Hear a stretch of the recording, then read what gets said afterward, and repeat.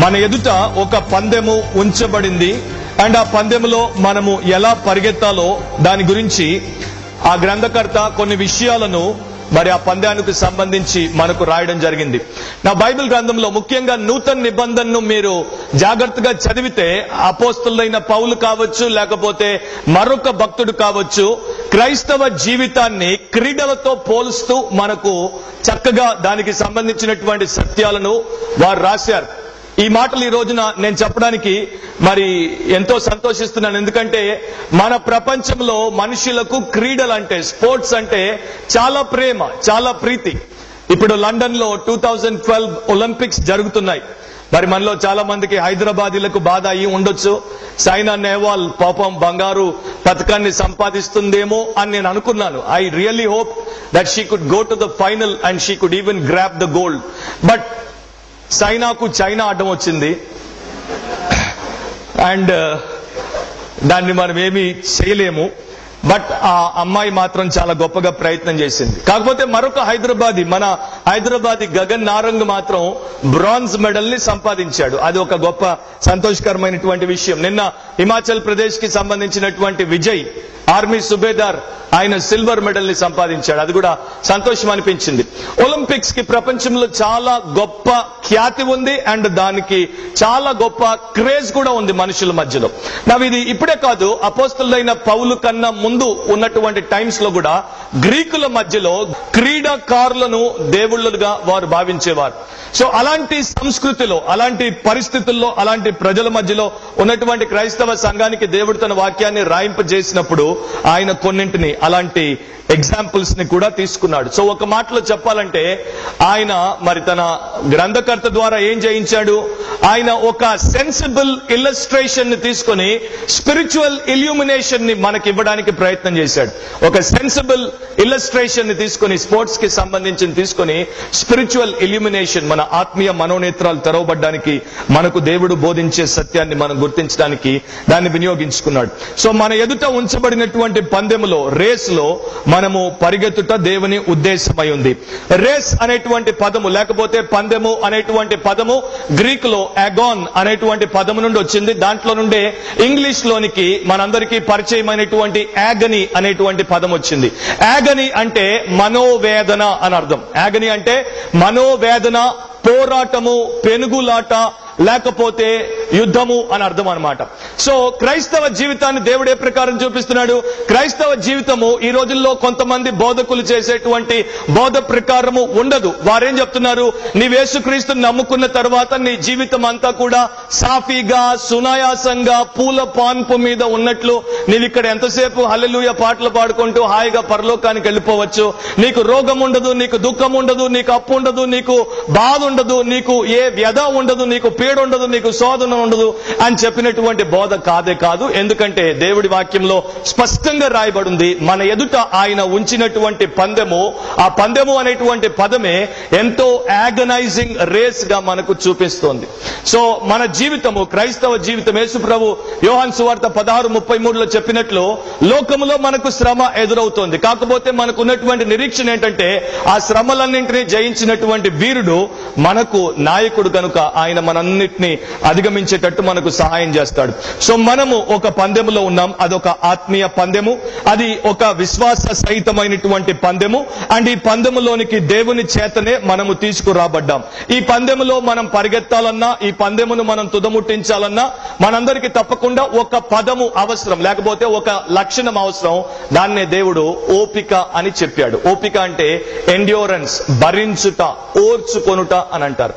నేను సింపుల్ గా మిమ్మల్ని ఒక ప్రశ్న అడుగుతాను. ఒక మనిషి జీవితంలో ఎప్పుడు ఓపిక అవసరం? ఒక మనిషికి జీవితంలో ఎప్పుడు ఓపిక అవసరం? మీకు ఆరోగ్యం ఉన్నప్పుడు మీకు ఓపిక కావాలా?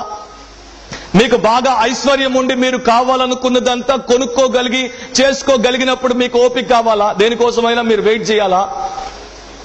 మీకు అనుకున్నదంతా జరుగుతున్నప్పుడు, నలువైపులా మీకు శాంతి ఉన్నప్పుడు మీకు ఓపిక కావాలా? హలో, ఓపిక ఎప్పుడు కావాలి? ఒక నిరుద్యోగికి ఉద్యోగం లేనప్పుడు ఓపిక అవసరం. ఒక రోగికి ఆరోగ్యం లేనప్పుడు ఓపిక అవసరం. ఒక అప్పుల పాలైనటువంటి వాడికి అప్పు తీరేంత వరకు ఓపిక అవసరం.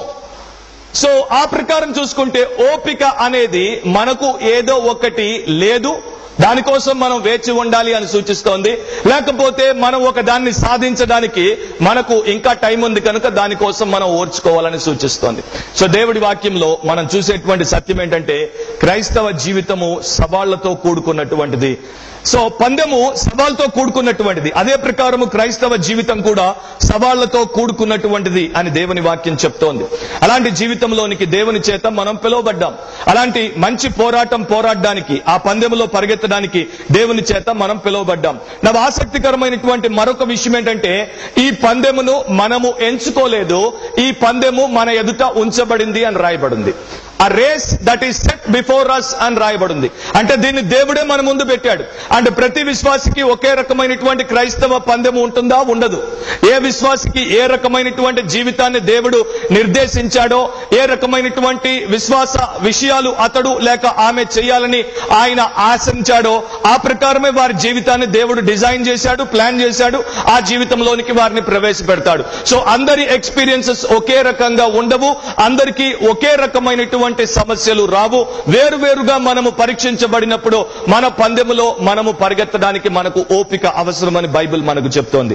థామస్ వాట్సన్ అనేటువంటి భక్తుడు ఒక మాట అంటాడు, మనము రక్షణ పొందడానికి ఏమీ చెమట కార్చాల్సిన అవసరం లేదు, కానీ మనం పరలోకం చేరడానికి మాత్రం ఒళ్ళంతా చెమట పట్టాలంటాడు ఆయన. పరలోకం చేరడానికి మాత్రం ఒళ్ళంతా చెమట పట్టాలి. ఎందుకంటే we must strive to get into glory. మనం అంతగా ప్రయాసపడాలి, కష్టపడాలి. నేను మిగతా వచనాలు ఈ టైంలో చెప్పను, కానీ మీరు అపోస్తలుల కార్యములు 14వ అధ్యాయం చదువుకుంటే అక్కడ ఏ ప్రకారం మనం దేవుడి రాజ్యంలోనికి వెళ్తామో తెలుపబడింది. సో 5 సత్యాలు క్లుప్తంగా మీ ముందు పెడతాను, జాగ్రత్తగా మీరు గమనించండి. ఈ పందెములో ఉన్నటువంటి 5 విషయాలు. మొట్టమొదటిది the participants of the race. ఈ పందెములో ఎవరు పాల్గొంటారు, లేకపోతే ఈ పందెములో ఎవరు పాల్గొనుటకు అర్హులు. ప్రతి పందానికి కొంతమంది మాత్రమే ఎంపిక చేయబడతారు, అండ్ ఎంపిక చేయబడినటువంటి వారికి అర్హత ఉంటేనే ఎంపిక చేయబడతారు. సో అదే ప్రకారము క్రైస్తవ పందెములో కూడా ఎంపిక చేయబడినటువంటి వారు మాత్రమే పరిగెత్తగలరు, అందరూ పరిగెత్తలేరు. ఆ గ్రంథకర్త 2 సార్లు ఒక మాటను వినియోగించాడు, మనలను మనము కూడా అనేటువంటి మాటలు. మనలను లేక మనము కూడా అంటే అస్ అస్ అనేటువంటి మాటలు మనం చూస్తాం. తను కూడా రాస్తున్నటువంటి వారితో ఇన్క్లూడ్ చేసుకుని, ఐడెంటిఫై చేసుకుని ఆయన రాస్తున్నాడు, మనం కూడా ఈ పందెంలో ఈ ప్రకారం పోవాలి, ఈ రకంగా చేయాలి అని అంటున్నాడు. సో ఇది కేవలము రక్షింపబడినటువంటి విశ్వాసులకు మాత్రమే వర్తించేటువంటి పందెము. ఇది యేసునందు విశ్వాసం ఉంచి పాప క్షమాపణ పొంది మారుమనసు పొంది క్రొత్త జన్మ అనుభవంలోనికి వచ్చినటువంటి వారికి మాత్రమే నియమించబడినటువంటి పందెము. యేసుక్రీస్తు ప్రభు యొక్క శిష్యుల కొరకు మాత్రమే దేవుడి చేత ఏర్పాటు చేయబడినటువంటి పందెము, అండ్ క్రైస్తవ సంఘం ముందు ఉంచబడినటువంటి పందెము. ఈ పందెములో అన్యులు పరిగెత్తలేరు, ఎందుకంటే వారు ఇంకా ఈ పందెమును గూర్చినటువంటి సత్యమును ఎరుగరు. వారి గురించి బైబిల్ ఒకే ఒక మాట చెప్తోంది, ఎఫెసీ 2:1 ప్రకారము వారు ఇంకా అపరాధములలో పాపములలో చచ్చిపడినటువంటి వారిగా ఉన్నారు. కనుక వారు ఈ పందెములో ప్రవేశించడానికి అసలు అవకాశమే లేదు. ఒలింపిక్స్ గురించి కొన్ని స్టాటిస్టిక్స్ నేను చదివాను. దాంట్లో ఒకటి నేను గమనించాను, ఈ 2012 లండన్ ఒలింపిక్స్ లో 204 కంట్రీస్ 204 దేశాల నుండి క్రీడాకారులు పాల్గొంటున్నారు. అండ్ టోటల్ అన్ని డిపార్ట్మెంట్స్ లో ఉన్నటువంటి క్రీడాకారుల సంఖ్య 14,700 మంది. సో ప్రపంచంలో ఎన్ని దేశాలు ఉన్నాయో నన్ను అడగొద్దు, మీరు పోయి ఇంటర్నెట్ లో చూసుకోండి, మీకు అర్థమవుతుంది. అండ్ ప్రపంచంలో ఎంతమంది క్రీడాకారులు ఉన్నారు అనేది కూడా మీరు చూసుకుంటే లక్షల మంది ఉన్నారు. అన్ని దేశాలుండి అన్ని లక్షల మంది క్రీడాకారులు ఉన్నా కూడా ఒలింపిక్స్ లో మాత్రము 204 దేశాల నుండి 14,700 మంది మాత్రమే పాల్గొంటున్నారు. కారణం ఏంటి? అందరూ క్వాలిఫై అవ్వలేదు, అవ్వరు కూడా, కొంతమంది క్వాలిఫై అయ్యారు. సో క్వాలిఫై అయినటువంటి వారు మాత్రమే ఈ రేస్ లోనికి ప్రవేశపెట్టబడతారని మనం మొట్టమొదట గమనించాలి. ఎందుకంటే కొంతమంది అనుకుంటారు, మేము చర్చికి వెళ్తున్నాం కదా, మేము ప్రార్థన చేస్తున్నాం కదా, మేము బైబిల్ చదువుతున్నాం కదా, మేము పాటల్లో పాడుతున్నాం కదా, మేము కానుకేస్తున్నాం కదా, మేము కూడా ఆమేనంటే అంటున్నాం కదా, హల్లెలూయా మనం అంటే అంటున్నాం కదా, సో మేము కూడా పందెంలో ఉన్నాం కదా అని అనుకుంటారేమో. ఉండడానికి వీల్లేదు, ఎందుకంటే దేవుడు అనుమతించండి. మనము రక్షింపబడిన తర్వాతనే ఈ పందెంలోనికి వస్తాం. అండ్ ఈ రక్షణ, ఆ తర్వాత మన పందెమును మనము చివరి దాకా చేరుట, దాన్ని జయించుట, రెండు కూడా ఒక్క పదముతోనే ముడిపడి ఉన్నాయి. దాన్ని ఇంగ్లీష్ లో ఏమంటారంటే లుక్ అంటారు. లుక్ అంటే చూచుట. పాత నిబంధనలో యెషయా గ్రంథము 45వ అధ్యాయం 22వ వచనాన్ని మనం చూస్తే అక్కడ దేవుడు అంటున్నాడు, భూదిగంత నివాసులారా నా వైపు చూచి రక్షణ పొందండి. సో ఒక మనిషి రక్షణ పొందడానికి ఏమైనా చేయాలా? హలో, ఒక మనిషి రక్షణ పొందడానికి ఏమైనా చేయాలా? చేయాల్సిన అవసరం లేదు. ఒక మనిషి రక్షణ పొందడానికి లేబర్ అవసరం లేదు. ఒక మనిషి రక్షణ పొందడానికి ఒక లుక్ చాలు. ఆ లుక్ ఎవరి వైపు? దేవుడి వైపు. దేవుడి వైపు ఎప్పుడైతే నీవు విశ్వాసంతో చూస్తావో, దేవుడి వైపు ఎప్పుడైతే నీవు పశ్చాత్తాపంతో చూస్తావో, దేవుడి వైపు ఎప్పుడైతే నీవు ప్రాధేయపడుతూ చూస్తావో, నీ పాపం ఒప్పుకుంటూ చూస్తావో, ఆయనే నీకు ఆశ్రయమని ఆయన వైపు నువ్వు చూస్తావో, అప్పుడు నీవు రక్షణ పొందుతావని యెషయా 45:22లో రాయబడింది. ఆ తర్వాత ఇక్కడ మనం చదివాం ఫిబ్రవరి 12:3 యేసు వైపు చూచుచు అని. మన విశ్వాసమునకు కర్త, దాన్ని కొనసాగించు యేసు వైపు చూచుచు మనం పందెంలో ఓపికతో పరిగెత్తాలి, దాన్ని మనం జయించాలి. సో మనం రక్షణ పొందడానికి, మనం రూపాంతరపరచబడ్డానికి, యేసు రాకడలో ఎత్తబడ్డానికి ఒక చూపు మనకు చాలు. So a look will hook you unto Jesus. ఒక్కసారి మీరు యేసుని చూస్తే మీరు హుక్ అయిపోతారు. కానీ మీలో చాలా మంది యేసు వైపు చూడాల్సిన రీతిలో చూడరు. అదే మీకు ఉన్నటువంటి ప్రాబ్లం. అవునంటారా కాదంటారా? సో ఇది కేవలము రక్షింపబడినటువంటి వారికి మాత్రమే, ఆ నూతన జీవం పొందినటువంటి వారికి మాత్రమే ఏర్పాటు చేయబడినటువంటి పందెం. ప్రపంచంలో పేరుగాంచినటువంటి ఒక అథ్లీట్, ఆమె మరి పరుగు పందెగత్తే. ఒకసారి అమెరికాలో ఆమెకు ఒకరు ఒక పోటీలో పాల్గొనమని ఇన్విటేషన్ ఇచ్చారు. అది కనెక్టికట్ లో జరుగుతోంది. కనెక్టికట్ కి ఆమెను పిలిస్తే న్యూయార్క్ నుండి కనెక్టికట్ కి ఆమె రావాల్సి వచ్చింది. కానీ మధ్యలో ఆమె ఇన్ఫర్మేషన్ అంతా ఫోన్ లోనే తీసుకుంది, పేపర్ మీద దాన్ని పెట్టుకోలేదు. ఆ టైంలో జీపీఎస్ లేదు, జీపీఎస్ దాంట్లోనికి ఎక్కించుకోవడానికి అవకాశం లేకపోయింది. కనుక ఆమె జస్ట్ ఫోన్ లో విన్నటువంటి ఇన్ఫర్మేషన్ ని మెమరీలో పెట్టుకొని వచ్చేసింది. ఒక చోటుకు వచ్చిన తర్వాత కాస్త మర్చిపోయి దారి తప్పింది. దారి తప్పిన తర్వాత ఒక పెట్రోల్ స్టేషన్ కు వచ్చిన తర్వాత అక్కడ వారిని అడిగింది, ఇక్కడెక్కడో రేస్ జరుగుతోందంట కదా అని చెప్తే వారు చెప్పారు, ఇక్కడే దగ్గరలో ఒక చోట రేస్ ఉందని మేము విన్నామన్నప్పుడు ఆమె ఒక్క పీస్ ఆఫ్ ఇన్ఫర్మేషన్ ఇచ్చింది. ఆ రేస్ ఒక షాపింగ్ మాల్ దగ్గర ప్రారంభం అవుతుందని వారు నాకు చెప్పారంటే వెంటనే పెట్రోల్ పోసే వ్యక్తి చెప్పాడంటే, అదిగోండి పలానా షాపింగ్ మాల్లో పలానా మైల్స్ తర్వాత మీకుంది, అక్కడ స్టార్ట్ అవుతుందంటే ఈమె అక్కడికి వెళ్ళిపోయింది. ఆ పాటికి ఇంకా రేస్ స్టార్ట్ అయ్యే టైం వచ్చేసింది కనుక ఆమె అక్కడ కార్ పార్క్ చేసి పరిగెత్తుకుంటూ అక్కడికి వచ్చేసరికి చాలా తక్కువ మంది ఉన్నారు. ఈమె అనుకుంది ఎక్కువ మంది ఉంటారని, కానీ చాలా తక్కువ మంది ఉన్నారు. అక్కడికి వచ్చేసిన తర్వాత రిజిస్ట్రేషన్ దగ్గర ఆమె పేరు చెప్పినప్పుడు రిజిస్ట్రేషన్ చేసుకునేటువంటి వారు ఆశ్చర్యపోయారు. ఎందుకంటే ఈమె చాలా పాపులర్ అథ్లీట్, ఈమె మా రేస్ లో పరిగెత్తడానికి వచ్చిందని వారు ఆశ్చర్యపోయారు. అధికారులు కూడా ఆశ్చర్యపోయారు.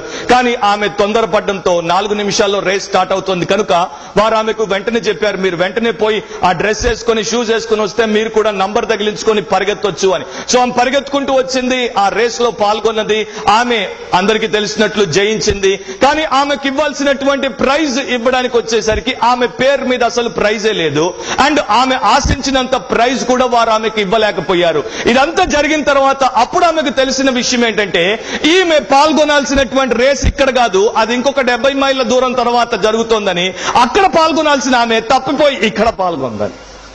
సో ఆ రోజు నేను చేసింది, తప్పుడు స్థలానికి వచ్చింది, తప్పుడు రేస్కి వెళ్ళింది, అనవసరంగా పరిగెత్తింది, కానీ లేకుండా ఇంటికి పోవాల్సి వచ్చింది. ఇలా చాలా సార్లు చాలా మంది ఏమనుకుంటారు, మేము కూడా ప్రభువునందున్నాము, మేము కూడా పందెములో పరిగెడుతున్నాము, మేము కూడా పరలోక వాసులము అని అనుకుంటూ ఉండొచ్చు. బహుశా మీరు తప్పుడు స్థలంలో ఉండి తప్పుడు పందెంలో పరిగెడుతున్నారేమో. ఒకసారి ఆలోచిస్తే మీకు దేవుడు బయలుపరుస్తాడు.